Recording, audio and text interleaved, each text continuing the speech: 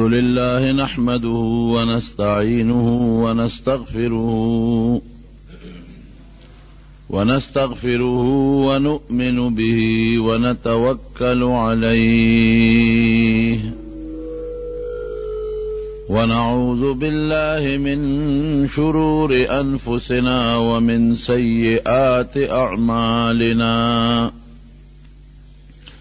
من يهده الله فلا مضل له ومن يضلله فلا هادي له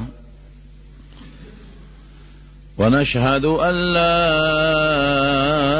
إله إلا الله وحده لا شريك له ونشهد أن سيدنا وحبيبنا وشفيعنا وسندنا ورحمتنا ومولانا محمدا عبده ورسوله أما بعد فأعوذ بالله من الشيطان الرجيم بسم الله الرحمن الرحيم ألهاكم التكاثر حتى زرتم المقابر كلا سوف تعلمون ثم كلا سوف تعلمون كلا لو تعلمون علم اليقين لترون الجحيم ثم لترونها عين اليقين ثم لتسألن يومئذ عن النعيم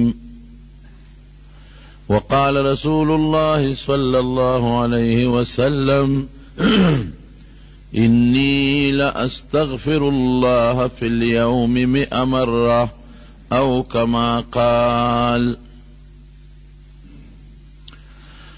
انسان چې کله په دنیا کې د الله د احکامات روګردانیو کې او دې باغی شي نو بیا په الله په دنیا کې عذابونه راولي او د انسان د الله نه د الله د احکامو د روګردانۍ لوی سبب دا غفلت ته. رب العالمین قرآن شریف کے فرمائی الہاکم التکاثر وے انسانانو تاسو دا مالونو او دا بچو ډیروالی غافل کړي.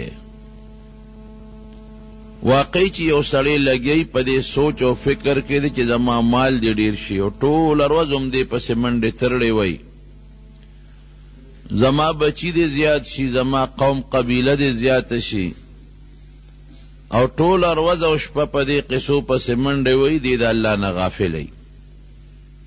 دې مونځ ته خیالي که مونځ کوي هم د منډو ترړو مونځ نه د الله تعالی ذکر و اذکار او تلاوت ته خیالي، دې د تلاوت او ذکر د دولت او د مال او د ګټو په میانس کې رکاوټ ګڼي. که دا سپاره تلاوت کوم خو دې ډیوټۍ له په وخت نه رسم، که دا لږ وختي پاسه وبرسې کن، که دا تلاوت کوم نو دا دکانداری مې خرابېږي، دا ګاک را نځي نو زما مال به کم شي، دولت به کم شي. الله فرمایي وی تاسو د دنیا د مال منډو ترړو، د بچو د پاره منډو ترړو او د دې سیزونو ډیروالی د الله نه غافل کړي. چې کله انسان غافل شي دته باغی وی بیا دې د الله د حکمونو روګردانی کوي نو د آخرت سزا هم شته، درته رستو ویم، او د دنیا سزا هم ګورې شته. په دې آیت کې خو الله د دنیا د سزا د آخرت د سزا ذکر کوي، خو په نورو آیاتونو کې رب العالمین بیا د دنیا د سزا ذکر هم کوي چې خدای دا انسان بیا په دنیا کې رونیسي او چغې ته وباسي. بنی اسرائیل دا دا یو مضبوط قوم و لکه څنګه چې زموږ مسلمانان په دې زمانه کې یو مضبوط قوم دی دغسې بني اسرائیل مضبوط قوم تیر شوی دی او ډیر زیاتو، ډیر خواره شوی. دا د یعقوب علیه السلام اولاد دی. اسرائیل د یعقوب علیه السلام لقب دی. د هغه 12 زامنو د هغې نه الله د هغه د اولاد خور کړی دی او ډیر زیات پیغمبران بیا د دوی د اصلاح دپاره او د دوی د هدایت دپاره رب العالمین را لیږلي دي. او تورات شو، زبور شو، انجیل شو، دا غټ 3 واړه کتابونه د دې خلقو د دې بني اسرائیلو د اصلاح دپاره په مختلفو زمانو کې پروردګار را لیږلي دي. د الله احسانات په دومره و چې د حد نه وته، لکه څنګه چې په موږ د الله احسانات دي. قرآن شریف کې الله فرمایي یا بنی اسرائیل اذکروا نعمتی التي انعمت علیکم. اے بنی اسرائیل دا یعقوب علیہ السلام اولادا، زما پرزونه یاد کې کنه، زما نعمتونه ځان تر مخکې کې چې تاسو باندې ما کوم نعمتونه او احسانات کړی دي.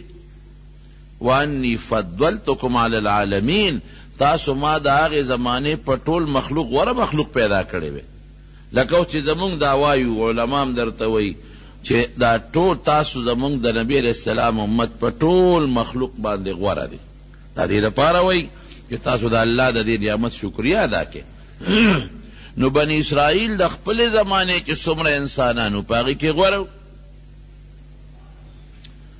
او بیا نور نعمتونه م الله ورته شماري چې داسې احسانات مې در باندې وکړل چې د فرعون نه مې خلاص کړی، داسې احسانات مې در باندې کړي دي چې من او سلوات رنجبین سیسې به مې در کولې، داسې احسانات مې در باندې کړي دي چې ستاسو دشمن فرعون مې ستاسو وړاندې هلاک کړی دی، داسې احسانات مې در باندې کړي دي چې تورات مې در کړی دی، داسې احسانات مې در کړي دي چې چینې مې د کاڼي نه راخوټ کولې دي، داسې احسانات مې کړي دي چې بیت المقدس مې در باندې آزاد کړی دی. داسې لږ نه، ډېر زیات نعمتونه دا الله تعالی په بني اسرائیلو کړي دي. لیکن څنګه چې په موږ الله احسان کړی دی، ډېر احسانات دي په موږ، داسې په هغوی موږ هم تاسو ته هغه د الله نعمتونه در یادو چې شکریه ادا کړئ. دارنګې به پیغمبرانو بني اسرائیلو ته د الله هغه نعمتونه ور یادول چې دې شکریه ادا کړي. لیکن وروڼو د الله نه باغیان شو، د پیغمبرانو خبرې نه منلې. اوس خو علما لګیا دي خلکو ته نصیحت کوي، هغې ته ډایرکټ پیغمبر براته. هر قوم کې به جدا جدا پیغمبرو او هر علاقه کې به جدا جدا پیغمبرو او په هر زمانه کې به جدا پیغمبرو، په زرګاو پیغمبران په دوی کې تیر شوي دي. هغې به لګیا دوی ته به نصیحتونه کول چې سم شی ګورې، خو دوی نه سمېدل، باغیان شو. دا الله عبادت په صحیح طریقه نه کو. دا الله په مال کې چې الله به څه غوښتل هغه په صحیح طریقه نه ورکول. او ګناهونه د وزن د تول کمی، بربنډتوب، نور ګناهونه چې څومره په مختلفو علاقو کې ډاکې دا کول. نو چې انسان دې حد ته ورسیږي او کله باغی شي او د کافرانو پیښې به کولې، لکه اوس چې موږ څنګه کوو. ګورې زه چې دې خپل امت ته ګورم، د نبي علیه السلام د امت ته او بني اسرائیلو ته ګورم، نو خبره تقریبا یو شان روانه ده. نبی کریم صلی الله علیه وسلم فرمایي وی په پخوانو قومونو کې چې کم ګناهونه تیر شوي دي او کمې غلطۍ هغې کړي دي، وی تاسو به م اکوئ. وی که په هغې قومونو کې چې د خپلې مور سره ښکاره بدعملي کړي، نو زما امت کې به هم داسې سړی پیدا کېږي چې د خپل مور سره به ښکاره بدعملي کوي. هغه شی روان دی. اوس موږ هم ګوره دوکې، تېره جمعه مې درته پکې پوره بیان کړی دی، ټګې، دروغ، مسلمان ته سپک کتل، د کافر د اغیارو جامه، د هغه شکل، د هغه لباس، هغه د عزت جامه او د عزت شکل ګڼل، د کافرو تهذیب خپل تهذیب ګڼل، او د کافرو جون ته ښه ویل، او د هغوی هغه چې کومه زندګي ده هغه زندګي ښه ګڼل، د هغې ارمان کول. ډېر خلک د هغې ارمان کوي، د عیسایانو د انګریزانو د جون ارمان کوي، دقه شی په هغوی کې. نو خدای بیا څه کوي؟ ودرېږه چې کم خلک د وخت دي او کمو خلکو سره د مینه ده او د کم خلقو تهذیب د خوښ دی چې هم په هغې دی وواب. نو خدای یو بادشاه و بخت نصر بابلی دی د عراق د علاقې بادشاه او دی مجوسی و، اور ته به عبادت کو، دی په الله را مسلط کو. نو په بني اسرائیلو باندې حمله وکړه. ورځې ولا اویا زره کسان یو وخت کې مړه کړل. 70,000 کسان دا په یو ورځ مړه شو. او په کورونو کې ننوتل، د زنانو حیاګانې ولا لوټ کړې. او د کومو زنانو په خېټو باندې چې اولاد و بچیو د مسلمانانو، نو په جندونې ولا خېټې وسیرلې او هغه بچي ترې راوویستل او هغه په نیزو کې ورکړل، اوچت پې نیولي. داسې چلې ورسره وکړو. د الله عذاب خو بیا سره سم نه دی کړ. کله چې د خدای عذاب راشي د ښځو حیاګانې لاړې، ماشومان به یې دغسې رانیول او د میندو د پلارانو په مخ کې به یې لالول. دومره ظلم بچا نه کړی لکه دغه چې وکړو چې ښځه رانیسه او خېټه سیره او بچی ترې وباسه او هغه جمدې بچی په نیزه کې منډه او هغه به رانیسه او هغه ښځه هغه دقسې پرېږده او ټوپونه به وهل، په هغې کې به دې ساه وتله. حق پیغمبر دغه زمانه کې چې کم پیغمبر و حضرت دانیال علیه السلام، هغه ورته ما درته نه وي چې سم شي، زما خبره نه منله، څنګه شوې اوس؟ په خپل دولت په نشه په غرور کې پراته وې، د خپلو بچو او د قومونو په غرور کې پراته وې. او زما خبره درته اړو څه خبره نه ښکارېدله، زما خبرو پورې به هم ټوقې کول، لکه اوس چې څنګه د مولیانو دې خبرو پورې خلک ټوقې کوي. جنازې له چې خلک لاړ شي، که ملا صاحب لږ غوندې تقریر اوږد کړي، دا خلک وایي یاره ټیم خو پوره دی، که وخت پوره دی. ولې د دین خبره دومره په موږ سپکه لګي؟ د دنیا د دین خبره یو ځای کې د دین خبره بیانېږي، موږ وایو مړه د اوزګار دی، یاره هر وخت دی لګیا دی خبرې کوي. ولې څه چلو شو؟ ته څه کوې؟ دنیا پسې منډه وې. د دین خبره دومره در باندې بده لګي. دا عالم که درته خبره کوي، خو د الله خبره درته کوي. که دا عالم درته خبره کوي، خو د الله د رسول خبره درته کوي. که دا تبلیغ والا درته خبره کوي، خو د الله او د رسول خبره درته کوي. تا ته خو پیسې خو در نه غواړي او نه در نه مشري غواړي، نو ولې په ظالمه د خدای او د رسول خبرې دې بدې شي؟ دقسې مثال و. هغه دانیال علیه السلام وایي ما درته نه، ما پورې م ټوقې کول، په دغه بچو غاویره وې درته اعلان کړل که نه، په دغه ښځو غاویره وې د ښځو نه درته بچي راوویستل، څنګه چلې در سره وکړه؟ په دغه مالونو کورونو غاویره وې، څه چلې در سره وکړه؟ او داسې ونه کړه، یوازې په بیت المقدس ورلل دا بخت نصر بادشاه، دا عراقي بادشاه، او جومات یې ولا ټوټې ټوټې ختم یې کړ. او د تورات چې څومره نسخې وې د پخوانو کتابونو، اور یې ورته که هغه پکې واچول، هغې وسوځو. په لکونو خلک یې مړه کړل، ښځې، ماشومان، بچي، او اویا زره کسان دی گرفتار کړل، لاسونه خپې یې ولا وتړل او دی عراق ته بوتلل او یو لوی جیل کې غون ور واچول. په دغه جیلیانو کې یو د دوی دا پیغمبر دی حضرت دانیال علیه السلام.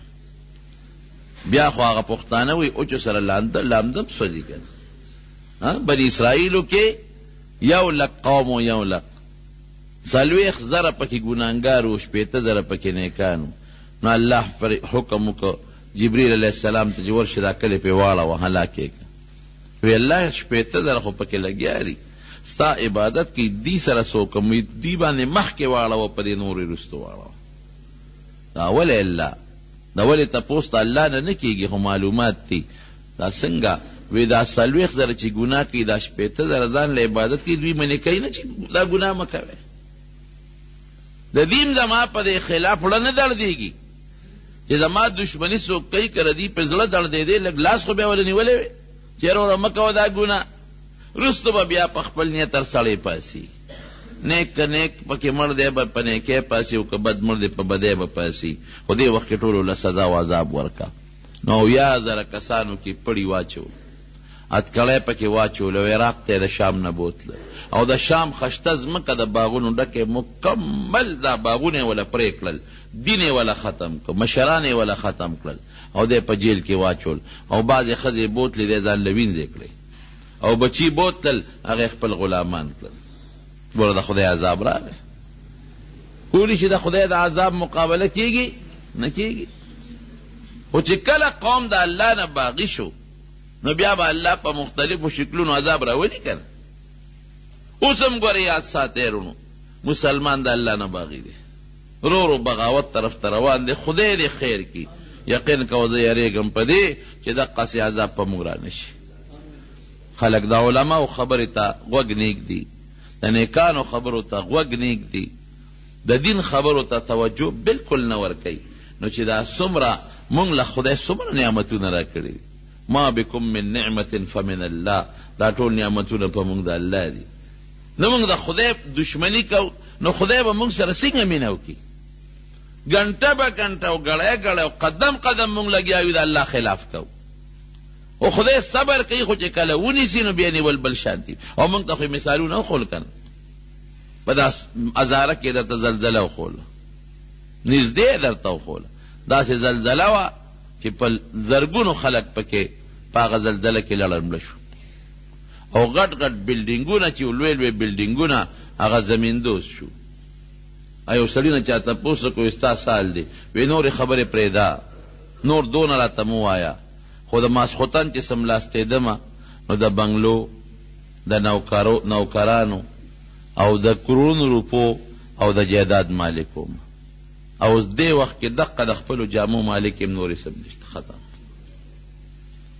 بیا درته سیلاب وښو چې د کوم ځای نه سیلاب دنیا را په مخه کړه او څومره غټ غټ بلډینګونه پکې لاړل لوش، څومره غټ غټ پلونه یې یوړل او څومره د خلکو ځمکې روانې کړې. اوسه پورې لا هغه ځمکې څوک نشي آبادولی او نه هغه پلونه تر اوسه پورې څوک آبادولی شي. اوس درته نورم ښایي. خلک وایي ګراني شوه، چینی ګران شو، اوړه ګران شو، تیل ګران شو، ګیس ګران شو، بجلی ګرانه شو، بجلی نشته او ګیس نشته. دا د الله عذابونه دي چې په مختلفو شکلونو په موږ د پاسه راځي. د الله عذاب خو یوازې داسې نه چې څپېړه ده نو باسي، نه خو په عذابی دی که نه. ته الله خفه کې، ما چې یو سړی خفه کوي زه به څنګه خوشحاله کړم؟ چې زما په لاس کې خوشحالي چېته به هم خوشحالي ورنه کړم. ولې ترې ما خفه کې زه تا خوشحاله کړم. نو موږ د الله خفه کوو، خوشحالي خو د الله په لاس کې ده. نو موږ به الله څنګه خوشحاله کړي؟ سوال نه پیدا کېږي. ومقه حالت روان دی مکمل د حضور پاک د وینا مطابق چې کمې غلطۍ بني اسرائیلو کولې نو څنګه چې یو پاڼه د پاڼې سره برابري، پاڼه د پاڼې سره برابر، سپلی د سپلی سره برابر، وی دقسې به دا ګناهونه زما امت هم کوي. هغه دور کې اوس موږ ګیري دوکې، داکې، دروغ، ټګي، په خپل مذهبي مشرانو بد ویل، د مذهب د ځینو بد ویل، دا زموږ عادت جوړ شوی او لوی سبب یې څه شی دی؟ د الله نه غفلت. الهاکم التکاثر، مال دې ډېر شي، بچي دې ډېر شي، قوم دې ډېر شي، بنګلې دې ډېرې شي، ځمکې دې ډېرې شي، د الله نه غفلت. دغه غفلت کې موږ پراته یو. دی ټول بوتلل جنا او یا زره کسان قیدیان دی د عراق په جیل کې ور واچول. چې جیل کې واچول هغه دانیال علیه السلام دا ټول بني اسرائیل په دا جیل کې پې ګرځي، په دې بارکونو ګرځي. ما درته نه وی زمام نه منله نو زم ځان سره برباد کړم او تاسو هم غرق شوې. ښځې څه شوې لاړې، لوڼه څه شوې پته هم نه لګي، بچي څه شو پته هم نه لګي، کم دولت او ځمکې وی څه شو هېڅ هم پته نه لګي. نه چا د بچي پته لګي او نه چا د ښځې پته لګي او نه د خدای دې د داسې حالت نه ساتي. هغه ښځې او بچي لوڼه کافرانو سره پراته دي، دی په جیل کې پراته دي. څه پته لګي چې لور کم کافر سره ده او ښځه د کم کافر سره ده، او ښځه مړه ده او که جمدی ده، او لور جمدی ده او که مړه ده، او بچي څه شو زما هم نه منل. یاره غلطي شوې ده او به دا ورخه تېرې دي. اوس څوک وی اوس الله ته رجوع کې، لوی رب ګورې بیا معافي کوي. اوس الله ته رجوع کې، اوس وجاړی خدای پاک ته. نو په هغه جیل کې جړه شروع کړه. ګوره بیا هم خدای معاف کوي. عذاب او تکلیف چې کلم راغی او الله ته دې رجوع کړه نو الله بیا هم ګورې خوشحالېږي. په هغې خلکو عذاب راغی، رجوع یې وکړه، الله معاف کړل. مونږ باندې عذاب رو رو شقوار روان دی، د عذاب هغه قسطونه را باندې روان دي. اوس هم وخت دی که مسلمان الله ته رجوع کړه، ممکن د الله رحم وکړي. نو الله ته رجوع کړه، زاری وکړه، جلاګانې شروع کړې. اتفاق ته ګوره دانیال علیه السلام خو د خدای پیغمبر دی، نو د جیل چې کم حاکمانو او کم داروغه د جیلو او کم د جیل هغه پولیس والا دي، د هغوی په زړه کې د هغه لږ اعتقاد پیدا شو چې یاره دا سړی خو ډېر ښه سړی دی. ښه سړیتوب د اخلاقو نه معلومېږي، د خو ډېر ښه اخلاق دی. دی خو موږ سره په جیل کې هېڅ قسمه دا جیلیان خو کله چې ډوډۍ چې کمه میلو شي جګړه هم کوي که نه. هغه جیل داسې نو لکه زموږ د جیل چې A کلاس او B کلاس پکې و. هغه جیل داسې نو چې پکې دي پکې لګېدلي، پکې کم ځای و. هغه جیل داسې نو چې ډوډۍ دې پکې ورته د هوټلو نه میلاوېږي، څه معمولي غوندې دال مال او څه قصې پسې او څه نوړی ډوډۍ به پکې میلاوېدله. داسې جیلونه نو. الله ته رجوع کړه، الله ته به جړل. دعوت و تبلیغ سلسله مکمل په دا جیل کې جاري وساتله. د جیل د هغې حاکمانو په نظر کې چې دا خو نه جلسه کوي نه جلوس کوي نه هړتال کوي او زمونږ خدمت کوي په جیل کې دننه، او د جیل صفائی پخپله کوي لګیا دي، ټټۍ پخپله صفا کوي. یاره دا خو ډېر نیکان خلک دی، او دا مشر چې دی دانیال علیه السلام دا خو ډېر نیک سړی دی. نو د جیل داروغه او د جیل هغه مشرانو به په جیل کې لږ ډېر قدر کړو چې دا خدای ته وجړل او معافي د الله نه وغوښته، نو الله رحم راغی، ښه ډېره ښه د جیل نه وباسم. نو دغې بختنصر بادشاه یو خوب ولید، ډېر خطرناک خوب یې ولید. چې خوب یې ولیده سار راغی د خپل رعیت چې کم کاهنان او نجومیانو، زمون خو عالمان دي، هغوی خو عالمان نو خو بت پرست خلک دی، چې کم کاهنان او نجومیان دي هغوی یې راغونډ کړلو. ما یو خوب لیدلی او ډېر خطرناک خوب دی، داسې دی چې ما له خوب نه راځي، اوسه وجود نه مې خولې بیږي. ما ته د هغه خوب تعبیر بیان کړي. وی صاحب خوب راته بیان که خوب دې څنګه لیدلی؟ وی خوب مې میر دی، خوب نه دی یاد، خو هیبتناک مې لیدلی دی. هغې وی صاحب چې خوب ته مونږ ته بیان نه کړې نو مونږ تعبیر دسو بس، ته مونږ ته خوب بیان که نو مونږ به تعبیر وباسو، څه حصه پکې راته خیر دی بیان کا نو مونږ به تعبیر وباسو. بادشاه وی خوب مې یېر دی، ما ته به خپل خوب هم یادوی او تعبیر به مو باسې، او که درې ورځې کې دننه م راته دا خوب یاد نه کو تعبیر هم ونه سرمنده نه وباسم.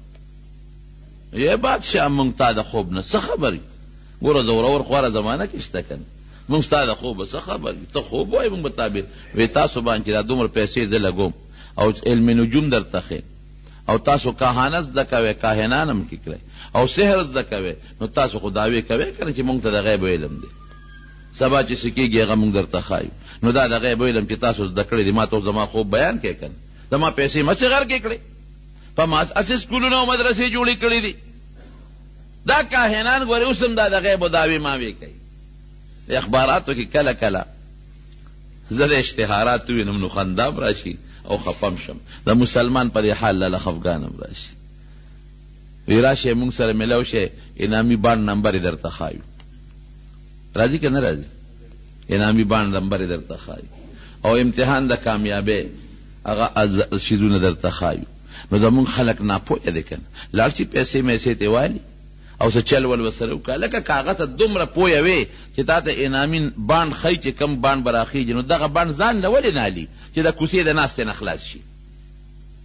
هغه به فوټپاث د پاسه غریب ناست دی، پېښور کې ځان له رکوټې دوکانګۍ نیولی دی او ټولو چینم راکاږي، نو ځان په غم اخته دی، پیسو ته د بل جیب ته سترګې نیولې دي، نو خو دغه بانډ نمبر دې ځان له معلوم کړي او روزي کروڑونو روپۍ به روزي غم نه به خلاص شي. او چې تا ته ستا بچې پاس کولی شي نو خپل دې پاس کړي چې د پلوین او کریبې کې غم نه به خلاص شي. یو ځل پېښور کې روان وم د بالا حصار سره، هلته دا جادوګران دا دغه ناستي دا مرغو مرغو والا دا کتابونو زما یو مریض ته پوست لتلم، تیز وم خیال مې نو زما دې پیسې ته یې ګوتې واچولې، ایله کار یې غورځولی به و. خدای دا سم چې مې وکتلو دا خدای والي دا څښا نسواري دی او دا زیل غاښونه یې نیولي دي او لاندې ناستې او مرغۍ مرغۍ ورته ناستې دي. ما ویل خدای ظالم اوس په دې فوټپاث را غورځولی وم، خیر دی. وی دلته راشه چې قسمت ته لټیک کم. الله اکبر. ما یې زما قسمت الحمدلله ډېر مزېدار دی او ډېر زه د خدای نه په خپل قسمت خوشحال یم. خپل ټیک که چې د دې ناستې نه خلاص شي، دې مرغو نه خلاص شي، ته د کور د خدای عبادت وکړو چې د بالغ ته ډډه ووایې په پوزه کې د خړ پوزه کې د پاسه زه بابا وایي مونږ څه پته وه. دقه زمونږ د خلکو کار دی. څوک باغلته اخبار کې وایي ګارنټي کې سات، ګارنټۍ سره بچی ورکو، ګارنټۍ سره زوی ورکو. الله اکبر. ګارنټۍ بیا ګارنټي تا سره خدای فیصله ده. یهب لمن یشاء اناسا ولمن یشاء الذکور. چاله لونه ورکوي، چاله زامن. او یزوجهم ذکرانا و اناسا، چاله هلکان جنکې دواړه ورکوي. ویجعل من یشاء عقیما. خدای وایي زه څوک شنډ جوړوم. نو چې خدای څوک د چا د شنډتوب فیصله کړي دا ګارنټۍ والا زوی ورکولی شي. خدای چې د چا د لونو فیصله کړي دا ګارنټۍ والا به وله زامن ورکي. نو موږ دومره ناپویه یو، د غیب و دعوی به خلک کوي، موږ به زر ورځو نه ګورې پام کوه. او دله پویه ده که نه، د ډېر لوی علم کړی. د غیب و علم چا سره دی؟ قل لا یعلم الغیب الا هو. قرآن یو آیت نه دی، په سوونو آیتونو کې دي چې د غیب و علم صرف الله دی. نبی کریم صلی الله علیه وسلم یو ځل ملاستو یو ماشومې تمبل و، چې تمبل یې و، نو په هغه تمبل کې یو ټکې ده ووایي چې وفینا نبی یعلم ما فی غدی. وی مونږ کې داسې پیغمبر دی چې د سبا علم ورسره دی. وی مونږ کې داسې پیغمبر دی چې د سبا علم ورسره دی. حضور پاک وی دا ټکې مه وایه، مخکې چې د نورې کمې غزلې وی هغه وایه، دا به پکې نه وی، نور شعرونه وایه. د غیب و علم چا سره دی؟ الله سره، بنده سره نشته.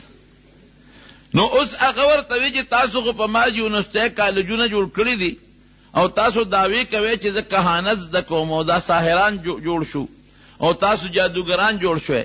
نو تاسو دعوی خو کوئ چې موږ ته د غیب و علم دی، که نو د ما خوب معلوم کې که نه چا به ماله به خوب هم معلومه وی او د خوب تعبیر به معلومه وی. او که معلوم نه که 3 ورځې الټیمیټم، نو 3 ورځې دننه کې سرمنده نه وباسم. نو جومیانو لاسونه رپېدل چې دا څه په غم واوړېدو. موږ د خوب نه څه خبر یو چې د څه خوب لیدلی او بادشاه نه خوب یې دی کې خبره خوره شوه. دا خبرې ډېرې زر خورېږي. زموږ د غریبانو دا قصې چې وي دا دومره نه خورېږي، او د بادشاهانو چې مسلې پیښې شي دا زر خورېږي. تاسو وګورئ که نه، های میمو سکینډل او بل سکینډل دنیا ته خبر ده. جیل ته خبره ورسېده، دانیال علیه السلام د جیل هغه داروغه ورغی. وی داسې کار دی، تاسو بادشاه خوب لیدلی دی او تعبیر غواړي او خوب هم غواړي. وی ما ته دا خوب هم معلوم دی او تعبیر هم ما ته معلوم دی. او لړ شه بادشاه ته دې ووایه چې دغسې جیل کې یو سړی دی او هغه ته ستا خوب هم معلوم دی او ستا د خوب تعبیر هم معلوم دی. او دې کې داروغه ته وی ستا هم خیر دی او زما هم پکې خیر دی. وی ستا پکې دا خیر دی چې ستا ته به بیلې ولګي، درجه به دې اوچته شي، نمبرې به دې زیاتې شي، ترقی به درته میلاو شي. او زما پکې دا خیر دی چې ممکن ده د جیل نه وځم، دا ملګري د جیل نه وباسم. د جیل داروغه وایي چې ګورې زمونږ دا بادشاه ډېر سرکشه دی او هسې نه چې زه ورشم او نه راته خوب معلومي او نه درته تعبیر معلومي، نو موږ پې بېغمه نه کوې، موږ له کارونه ګورې. او وی نه که نه به زه دعوې سره درته وایم چې ما ته خوب هر څه معلوم دی، خو ته ورته ووایه. دا داروغه لاړ بخت نصر ته وایي چې دغسې ما سره جیل کې صاحب یو قیدي دی او ډېر ښه سړی دی او ټول صفتونه یې وکړل. هغه قیدیانو کې دی چې هغه د شام نه موږ راوستي دي، ډېر نیکان خلک دي او ډېر عبادت ګزار دی او دا مخې رڼا کوي. او هغه دا دعوه کوي چې ستاسو د بادشاه خوب هم ما ته معلوم دی او تعبیر هم ما ته معلوم دی. وی شابه فورا یې راوله، خشته جامې ورته واچوه، جیل نه وباسه، ښکلې جامې ورته واچوه، حاضر کړه. د جیل هغه داروغه راغی او دانیال علیه السلام ډېر ښکلې مزیداره جوړه راوړه، یې ورته واچوله. وی راځه ستا خو کار وشو، بادشاه له دې بوځم. چې لاړ بخت نصر په خپل تخت ناست دی، ورغې سلام یې ورته وکړ. داروغه ورسره دی. نو دی بر اوچت کو په تخت کې وی زما خوب تا ته معلوم دی؟ ما ته زما خوب ویلی شوی یو څه او تعبیر به یې مو وی او بالکل. وی ښه دلته راځه، په تخت کې کښېنه. او چې څومره کاهنان او نجومیان او دا خلک ناست دي، وزیران دام په دربار کې ناست. بادشاه ورته ویل اول د نه یو تپوس کوم. وی زما د دربار خدا طریقه ده چې څوک دلته راشي ما ته سجده کوي، تا ما ته سجده ولې ونه کړه؟ زما تعظیم دې ولې ونه کړه؟ اوس که دانیال علیه السلام ورته دا وایي، ګوره پیغمبر ګوره عقلمنه می، پیغمبر له خدای ډېر عقل ورکړي. کاوته دا وی چې نصیب زه خو پیغمبر یم پیغمبران خو چاته سجدې نه کوي که دا ورته وی چې ما ته خو خپل خدای ویلی دي دا خو ګناه ده نو ممکن ده چې سزا وله ورکړي هغه جذباتي بادشاه و د دوی دشمن و او ورته څه وی وی صاحب زما یو مالک دی دا دانیال علیه السلام ورته وی زما یو مالک دی او زه ورته رب ویم ته چې څنګه خپل ورته رب وی هغه مالک هغه رب مال ستا د خوب پویه را کړې ده نو که ما تا ته سجده کوله نو ستا نقصان و زمام نقصان وی زما څه نقصان دی او ستا څه نقصان وی زما دا نقصان و چې ما له د خوب پویه را کړې ده چې دا کوم خوب تا ته اوس بیانو د دې علم یې را کړی دی نو که ما د هغې مالک ما ته دا ویلی دي چې ته به ګورې سجده بل چاته نه کوې صرف ما ته به کوې نو که ما اوس تا ته سجده کړې وي نو ما نه به دا علم والي نو زما هم تاوان شو ستا هم تاوان شو که نه چې د خوب علم رانه لاړ نو ته به دقسې ناست دی او څوک درته خوب بل څوک نه شي ویلی یاره وی ته خو ډېر هوښیار یې وی زه د خپل اور عبادت کومه خو چې مخامخ ورته ناست یم نو سر ورته ښکته کوم او چې دې خوا شم نو بیا پې پروا نه ساتم خپل کار به کوي او ګوره ستا مالک چې دی هغه ته نینې او بیا هم ته دونه قدر کې بیا هم ته دومره لحاظ کې ته خو ډېر ښه سړی یې وی ښه اوس ووایه زما خوب څنګه دی ما څه خوب لیدلی دی مشرق ته ورسېد او دا بل لاس مغرب ته ورسېد او دا بوت سر د سرو زرو دی سر او سینې د سپینو زرو ده او دا خېټه د تانبې ده او دا پتونانی د پیتلو دي او د کونډو نه لاندې د خپې د اوسپنو دي او دا لاندې د پنجې د خټو دي او ته ورته حیران ګورې چې خدایه دا لا څنګه بوت دی او هر اندام خپل چمک وی سر د سرو زرو چمک وی سینې د سپینو زرو پړق وی خېټه د تانبې پړق وی رونونه د پیتلو پړق وی او لاندې خپې د اوسپنې چمک وی او لاندې خپې په خټو کې دي نو ته حیران یې چې دا نقش و نگار والا خشته بوت دا دومره غټ بوت او دا لاسونه مشرق مغرب ته رسېدلی او عجیبه دا ده چې خپې د خټو دي په خټو پخپو سینګ دي ټینګ ولاړ دی وی ته په دې سوچ او په دې فکر کې چې دې کې د بره نه یو غټ کاڼی را پرېوته د دې بوت په سر باندې د اسمان نه یو کاڼی راغی او دا بوت یې وو او چې د دې بوت دا سر یې سینګ وو نو دې ایره ایره که ختم یې که د ده نه یو وجود جوړ شو هغه سره سپین تانبه پیتل اوسپنه ټول ویلی شو یو وجود ته جوړ شو مخکې خو سره ځان له سپین زر ځان له پیتل تانبه ځان له وه اوس ټول ګډوډ شو هر څه ګډوډ شو او هغه کاڼې غټېده د بوت هغه ځای د اسمان د ځمکې پورې هغه کاڼې ونیوه وی په دې سوچ کې وی چې راویښ شوې خوب مې تا ما چې څه وی دقسې دې لیدلی دی وی دقه ټکې مې لیدلی دی الله اوس مهرباني وکړه ما دې تعبیر بیان وی څه فرق خو نشته چې ما درته څه ووی د دې خوب تا چې څه لیدلی دی وی چې ما سینګ لیدی پوره ټک په ټک دې راته دقسې خوب وی ما نه یې را یاد دی که راته اوس یې تعبیر راته ووایه اوس به ته وایې چې یاره د غیب و علم خو ما سوا د الله نه بل چېرې نشته نو دا دانیال علیه السلام د دې خوب نه څه خبر شو نو پیغمبر تم ګوره د غیب و علم نشته دا په طریقه د معجزې ورته خدای پاک بعضې څیز وښیي بعضې ورته نه ښیي لکه زه به د هغې مثال درکړم معجزه څه ته وایي حضور پاک مبارک دا معجزه وه چې په خوراک کې به برکت پیدا کېده د 3 کسانو خوراک کله 300 کسانو هم خوړلی دی دونه برکت به پکې لیکن کله کله اور ورځې نار دی او په خېټه کاڼي تړي معجزه د انسان د پیغمبر په اختیار کې نه هغه د الله په خوښه ده چې الله کله وغواړي نو معجزه ښکاره کړي او چې الله کله نه غواړي نو نه ښکاره کوي کله اور ورځې نار دی ډوډۍ نشته او کله د 2 کسانو د 3 کسانو د یو جامپیو نه 300 کسان مړیږي نو معجزه د پیغمبر په اختیار کې نه د چا په اختیار کې الله چې الله کله غواړي صادره کی چې وی نه غواړي نه صادره او علم د عالم په خپل اختیار کې لکه مثلا زما د سیکلو د پنچر د جوړولو علم دی نو د شپې پنچر لګولی شم او د ورځې لګولی شم او سهار لګولی شم او ماښام لګولی شم هغه زما چې تر څو مې لاس ټیکي نو دا علم زما شته نو دا پیغمبر که دا خبر ورکه نو دا د معجزې په بنیاد پیغمبر له خو معجزې الله ورته زړه کې واچول، هغه خبرې ورکړ. دا معجزه ده. داسې نبی کریم صلی الله علیه وسلم ډېرې پیشنګویۍ ورکړې دي. سبا به داسې کېږي، بلوز به داسې کېږي، خو د معجزې په بنیاد. کله چې خدای غواړي نو دا خبر ورکړي، کله چې خدای ونه غواړي نو نه یې ورکوي. بی عایشه صدیقه رضی الله عنها په یو سفر کې و د حضور پاک سره، او د هغې نه امیل رک شو. خلک ورپسې ګرځېدل، امیل نه پیدا کېده. نمانځه وخت شو، اوبه نشته.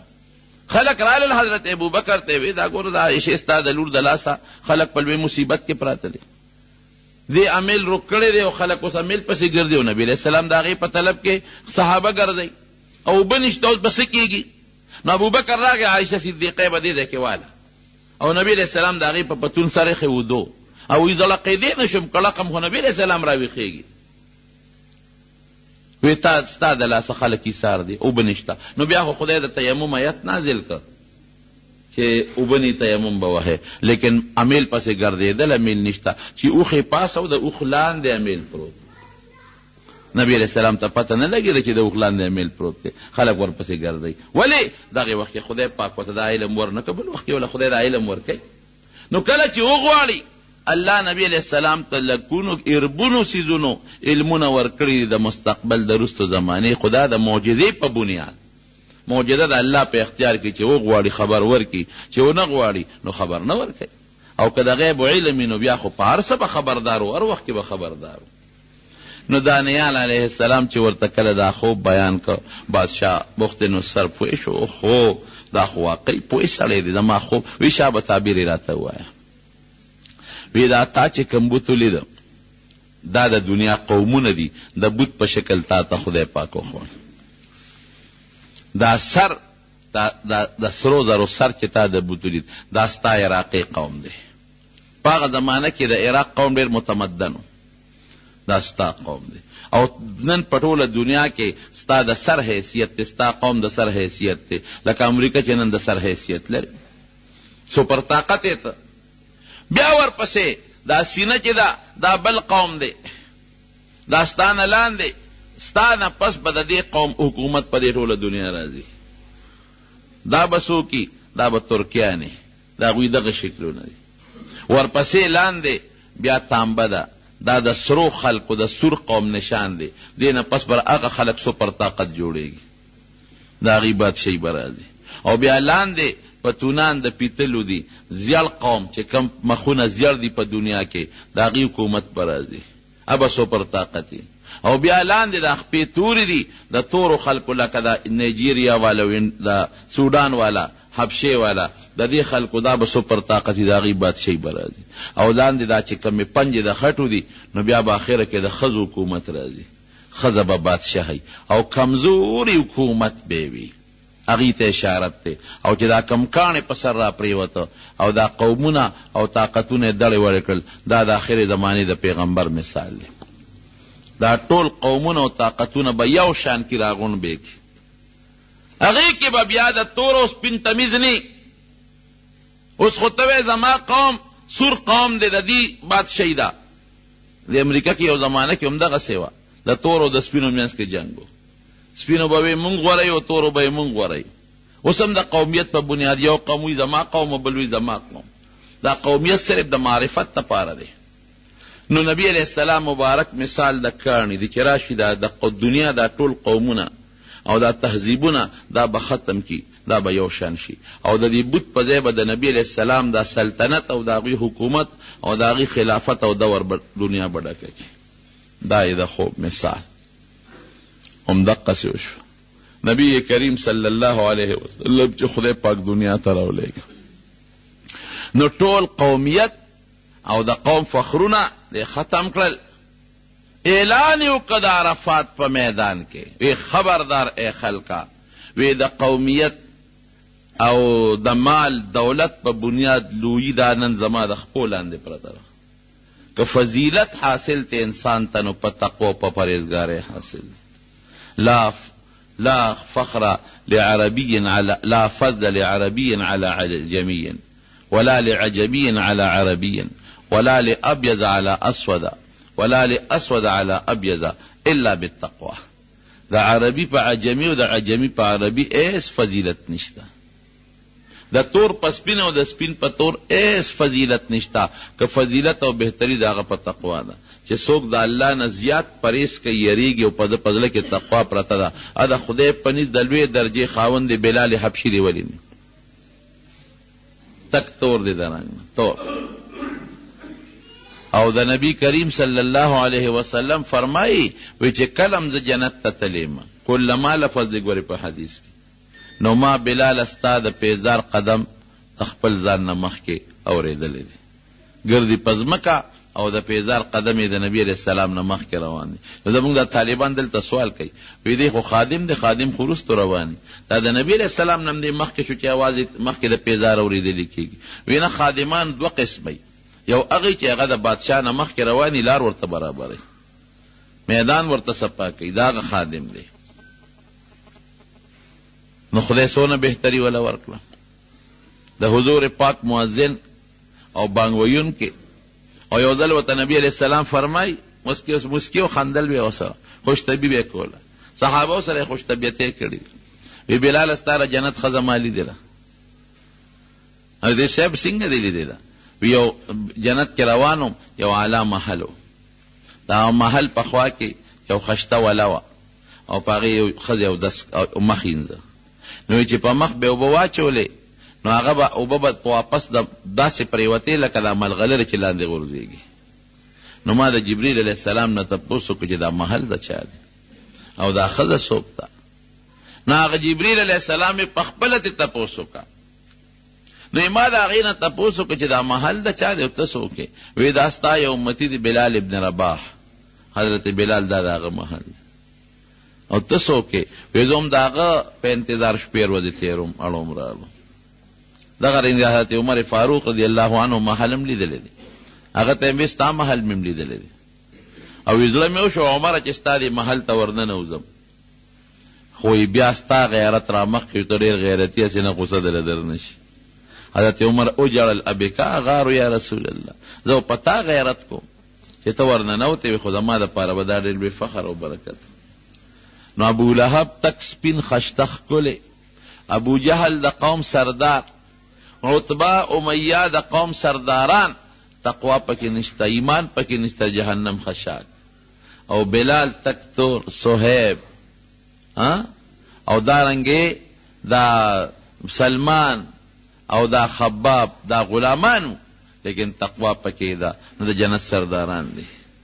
نو نبی علیہ السلام مبارک ذات پت ختم که دا په هندوانو کې شته، دا چوت قوم دی او دا فلانکې قوم دی او دا فلانکې قوم دی، دا قوم به بادشاہی کوي او دا به بادشاہی نه کوي، نه دا پکې نشته.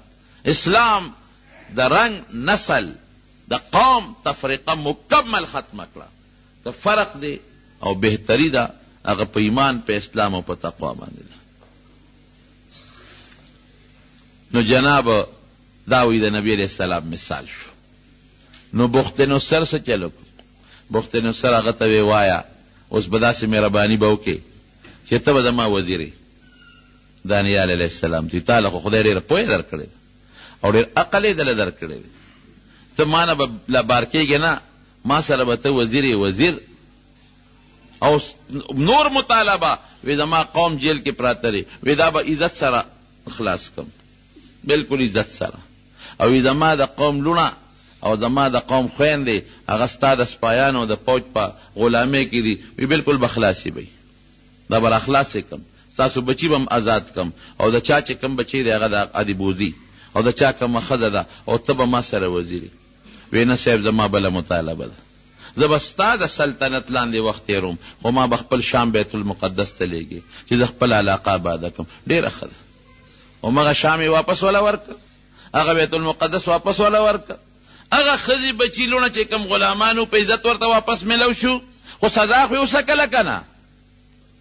الله سزا ورکړه، خو چې بیا الله ته جړو فریاد وکړه، انابت الله راغی، الله ته جړو فریاد شو، نو الله بیا معافي وکړه.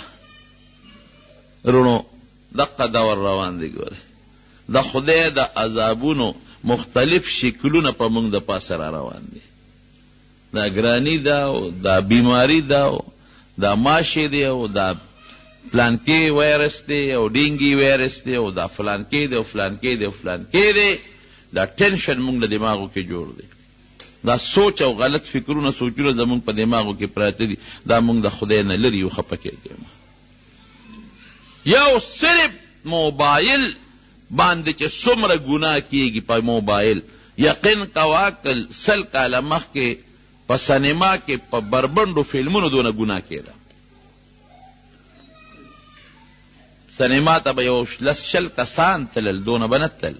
د کلي نه به یو 2 کسه لاړل او یو فلم به مثلا وکته. سینما کې به یو 1500 کسان ناستو، فلم به وکته. لږ کسان به تل، بېدینه کسان به، هر سړی به نه ته.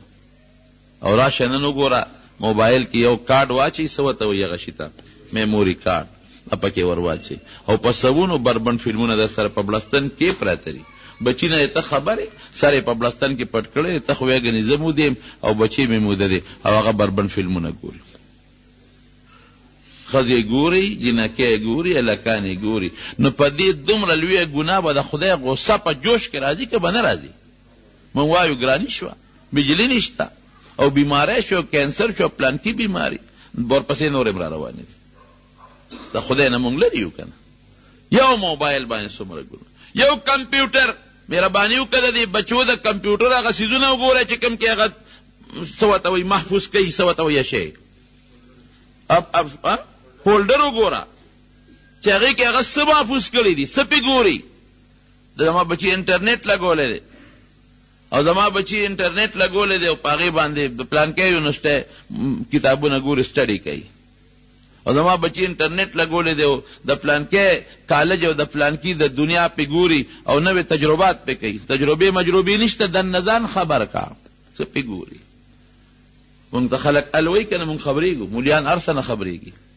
دننه وګوره چې ستا بچي په کمپیوټر څه ګوري، تا ته په څه باندې کمپیوټر پته اغشته دی او تا باندې انټرنیټ په څه بنیاد لګولی دی او کای پې څه دننه هغه شی وګوره که نه هغه لګولی او اوس هلکان په الفلامو دي، هغې پکې هغه دغه نمبر یې خپلې ورکړي، د خبر شوی یم چې بل څوک یې ګوري نه، کوډ یې ورکړي. دا د جړا مقام دی. ای د پیغمبر امتیه، ای د ښکلي پیغمبر امتیه، ای د لوی الله د ښکلي خدای خشته بنده، په کوم طرف روانه؟ د خدای باغی شوی، د پیغمبر باغی شوی، د قرآن باغی شوی. دا دومره تکالیف چې زمونږ پیغمبر علیه السلام او صحابو تیرول دی، څه دې لپاره تیرول چې تا نه به دا مسلمان جوړېږي. هغه دوکه او ټګي په خپل ځای، دا شی به نه جوړېږي. نن جنکۍ لکان ټول یو شان دی، په دوکانونو کې ځای بس به یو شی وړو په 15 روپۍ ورکوه او د دنیا فلمونه درته اچوي او د دنیا بربنډتوب به پې ګوري. ته د خدای نه یېرېږي، د خدای د قهر نه ته بالکل نه یېرېږي. دا سیلاب نه دی عبرت وانه غشته، زلزلې نه دی عبرت وانه غشته، د ګرانو نه دی عبرت وانه غشته. ملا درته خبرې کوي یا در باندې بوج دی، تبلیغ والا غریبانان درته لګیا دی، در باندې بوج دی. خدای را دې دلته کې بلي مړه هر وخت لګیا دي، صاحب اړې را غوږونه راله ستړی کړل. دغه شی چې د وخت ته نیولی دی په هغې نه ستړی کېږي. دا مونږ دق الهاکم التکاثر، الله وایي دا خو دنیا سزا ده. وایي د مال ډېروالی، د بچو ډېروالی غافله کړی حتی زرتم المقابر. ای دنیا کې به هر څه تېر شي خو مقبرې له به ځای که به نه ځای، د قبرونو ملاقات به وکړي. نو بیا به هلته سي کلا سوف تعلمون ثم کلا سوف تعلمون، پوی به شی وایي، نور تفصیل لته نه وایي، خبر به شی. کلا لو تعلمون علم الیقین لترون الجحیم، دوزخ پر تخکار شي. ثم لترونها عین الیقین ثم لتسألن یومئذ عن النعیم. تپوس به درنه کېږي دا مال مې دې نه درکړی و، دا ځواني مې دې نه درکړې وه، دا سترګې دې نه درکړو چې ته بې زناکارۍ ته ګورې، دا غوږونه مې دې نه درکړو چې ته بې ډمتوب اورې، دا خوله مې دې نه درکړو چې ته پې کنځل کې. دا پې خدای څومره یاد که په دې سترګو دې الله ته او د الله کائناتو نه څونه عبرت واخیست او په دې غوږونو دې د خدای ذکر او د الله دین څومره واورېده. هغه د بني اسرائیلو قصه ده، حذو النعل بالنعل، څنګه چې سپلی د سپلی برابر ده. هغه قصیز د حضور پاک مبارک پیشنګویي ده چې که بني اسرائیلو کې مور سره چا علانیتا ښکاره زنا کړي وي زما امت کې به هغه خلک پیدا شي چې خپلې مور سره به دغسې کوي. دا به کېږي خو خدای دې موږ د دې عذاب نه وساتي. وروڼو بس یو خبره درته الله ته رجوع کوي. زما خو وروڼه یې دومره محبت سره ما له راځئ منزله د لرې لرې ځای نه، نو زما پیرزونه ده چې تاسو ته ووایم ځکه رور چې رور ته څنګه وایي. یو دا مهرباني کوئ الله یاد ساتئ، الله ذکر کوئ، استغفار ډېر وایئ. استغفر الله استغفر الله استغفر الله. رسول الله صلی الله علیه وسلم فرمایي وی زه روزانه 100 کرته استغفار ویم، او بل روایت کې راځي وی زه 100 نه زیات استغفار ویم روزانه. نبی علیہ السلام فرمایي استغفار چې څوک وایي ما كان الله ليعذبهم وانت فيهم وما كان الله معذبهم وهم يستغفرون. وی نبی علیہ السلام ته الله وی تر څو ته موجود یې په دې خلکو عذاب نه راولم، دا عذاب د پاره ستا وجود دفاع ده، او ستا نه پس چې دې استغفار وی عذاب به پې نه راولم. استغفار وایه. استغفر الله الذي لا اله الا هو الحي القيوم واتوب اليه. یا استغفر الله من كل ذنب واتوب الیه. کدانی وی استغفر الله استغفر الله استغفر، دا یو ټکی خو درته یاد دی، دا ډېر وایه. دویم تلاوت د قرآن شریف کوئ، ذکر و اذکار کوئ، نیکانو خلقو سره عالمانو سره خپل تعلق پیدا کړئ، او د دین په خبرو مه تنګېږئ. که مقبره کې وي، که په جنازه کې وي، که په صلح کې وي، که جمعه کې وي، که اختر کې وي، که تبلیغ والا حضرات چې څوک د دین خبره درته کوي غور سره اوره. دا ووایه چې دا زما د خدای خبرې د انسان په ژبه چلېږي، زما د پیغمبر خبرې د انسان په ژبه چلېږي، زما د فایدې خبرې په هغې مه تنګېږه. ګورې د خدای غضب له به دعوت ورکړي. الله وایي ښه زما په خبره ته تنګېږي، په قهر به شي درته خدای پاک. الله ته انابت، الله ته رجوع، خدای یادول، دا د عذاب تنبه ده. په دې بدنه خدای عذاب تنبه. رب العالمین دې موږ د عذابونو نه وساتي. یا الله موږ د عذابونو نه وساتي. خدای زمونږ په زړه کې ستا طرف ته انابت او رجوع پیدا کړي. الله زمونږ په زړه کې ستا د بخنې، ستا نه د بخنې خدایا توفیق پیدا کړي. خدای زمونږ په ژبه استغفار او ستا ذکر جاری کړي. الله موږ ډېر ګناهګار یو، خدای موږ ډېر ګناهګار یو. الله سونو د خپو د سترګو د خولې هر قسمه ګناه کوو. پروردګاره ته راته ګناهونه معاف کړي. الله زمونږ ګناهونه معاف کړي. الله موږ کمزور یو. خدای د نبی علیہ السلام ټول امت نیکۍ طرف ته راوړ. خدای د دنیا هم زموږ فراخ رزق د حلالو نصیب کړي، او د آخرت د سختو نه مو ساتي، او دنیا هم د آخرت د ګټې ذریعه وګرځوي. رب العالمین چې څومره مشران وفات شوي دي الله د ټولو مغفرت نصیب.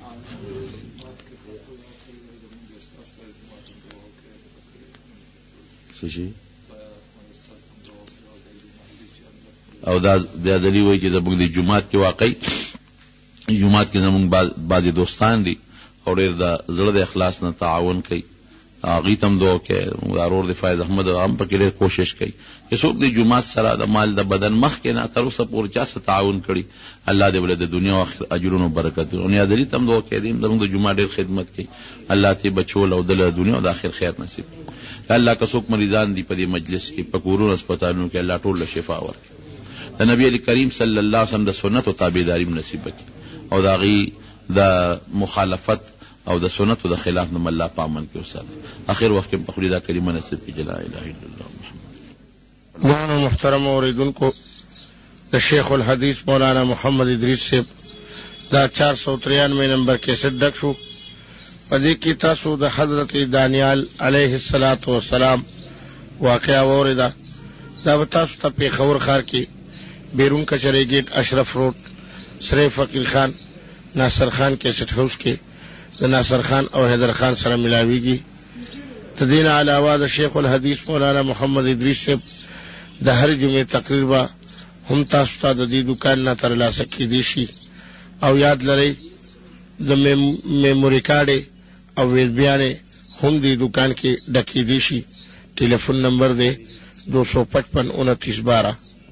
محمد عربی خکل وطن وے اغا خکل چمن وے پجن چې یو ځل ورغلی او هلته کې دفن وې هغه ښکلی چمن وې هغه ښکلی چمن وې هغه ښکلی چمن وې ارمان د محمد عربي ښکلی وطن وې هغه ښکلی چمن وې پجن چې یو ځل ورغلی او هلته کې دفن وې هغه ښکلی چمن وې هغه ښکلی چمن وې هغه ښکلی چمن وې افسوس وې مدینه کې دا درد مې وې سینه کې افسوس وې مدینه کې دا درد مې وې سینه کې محبوب ته مې کتلې د زړه په آئینه کې جارو نوې روزه مې صفا کړې پهلمن وې هغه ښکلی چمن وې هغه ښکلی چمن وې هغه ښکلی چمن وې ارمان د محمد عربي ښکلی وطن وې هغه ښکلی چمن وې پجن چې یو ځل ورغلی او هلته کې دفن وې هغه ښکلی چمن وې هغه ښکلی چمن وې هغه ښکلی چمن وې وې اوښکې ورېدلې چې هلته مې ژړلې وې اوښکې ورېدلې وې هلته مې ژړلې د درد منجور وی او هلته اوسېدلې د درد منجور وی او هلته اوسېدلې روضې سره درود سلام زما چې په دهن وی هغه ښکلی چمن وی هغه ښکلی چمن وی هغه ښکلی چمن وی ارمان د محمد عربي ښکلی وطن وی هغه ښکلی چمن وی پجن چې یو ځل ورغلی او هلته کې دفن وې هغه ښکلی چمن وې هغه ښکلی چمن وې هغه ښکلی چمن وې د مور بیبي حجره وې بقي چې مقبره وې د مور بیبي حجره وې بقي چې مقبره وې خادم چې ستا د در وې محبوبه تا سره وې خادم چې ستا د در وې محبوبه تا سره وې پخوا کې د جنګلو چې مثل گئی د زرکدن وې هغه ښکلی چمن وې پخوا کې د جنګلو چې مثل گئی د زرکدن وې هغه ښکلی چمن وې هغه ښکلی چمن وې هغه ښکلی چمن وې ارمان د محمد عربي ښکلی وطن وې هغه ښکلی چمن وې هغه ښکلی چمن وې هغه ښکلی چمن وې پجن چې یو ځل ورغلی او هلته کې دفن وې هغه ښکلی چمن وې هغه ښکلی چمن وې هغه ښکلی چمن وې ښایسته مدینه ښار وې د پاک نبی مزار وې ښایسته مدینه ښار وې د پاک نبی مزار وې تمام وجود میں سوی د مینې په انګار وې تمام وجود میں سوی د مینې په انګار وې پشان د بلال میں سوځېدلې ټول بدل وې هغه ښکلی چمن وې هغه ښکلی چمن وې هغه ښکلی چمن وې ارمان د محمد عربي ښکلی وطن وې هغه ښکلی چمن وې هغه ښکلی چمن وې هغه ښکلی چمن وې پجن چې یو ځل ورغلی او هلته کې دفن وې هغه ښکلی چمن وې هغه ښکلی چمن وې هغه ښکلی چمن وې چې شیخ ادریس مومل وې روضې لره درتلل وې او چې شیخ ادریس مومل وې روضې لره درتلل وې محبوب مدنی تا ناتنا اورول وې محبوب مدنی تا ناتنا اورول وې اسرار او بشیر جان وې مدینه ته پرفتن وې هغه ښکلی چمن وې هغه ښکلی چمن وې هغه ښکلی چمن وې ارمان د محمد عربي ښکلی وطن وې هغه ښکلی چمن وې هغه ښکلی چمن وے اغخ کلے چمن وے پتمام جہان چت مدینہ خار دے او چی مقیم پکی ددو کونو سردار دے مدینہ منورہ دیر خیست دا خپل محبوب ورل بوتلے کردگار دے بہترین عظیم مرکز دے دے اسلام مدینین اسلام خور پہر دیار دے ہر ساعت پہ لاہوتی انوار وریگی د تعریف قابل ہر درو دیوار دے مدینہ منورہ غبوستان دے چی خزان نلری تل پر نو بہار دے ٹکلس کالا مدینی منوری تا جبرائیل تشریف روڑلے پا بار بار دے دا حاجی صاحب یو منس پا مدینہ کے پا 50 ذرا منزنو باندشمار دے خدے دی منگ دا حاضرین پا جمع بوزی چی دا چا پزر ارمانی دا دیدار دے یم مسکین عمر گل حافظ الکلام رب نغوارم مدینہ دا میں قرار دے ورش بلبل ورشا احوال لگزر اوڑا دا مدینی دا جانان رات خبر اوڑا دا مدینی دا جانان رات خبر اوڑا زڑ میں قرار نہ کوی نور انتظار نہ کوی دخپل محبوب نہ لری جوندن کنار نہ کوی زڑ میں قرار نہ کوی نور انتظار نہ کوی دخپل محبوب نہ لری جوندن کنار نہ کوی بلبل ہیر میں نکڑی حال دا دل بر اوڑا دا مدینی دا جانان رات خبر اوڑا دا ہاشمی کلیتا دا قریشی کلیتا ورشور وحلو ذالک دا پاک نبی کلیتا ورشور وحلو ذالک دا پاک نبی کلیتا دا قدمونو خورا دا پیغمبر اوڑا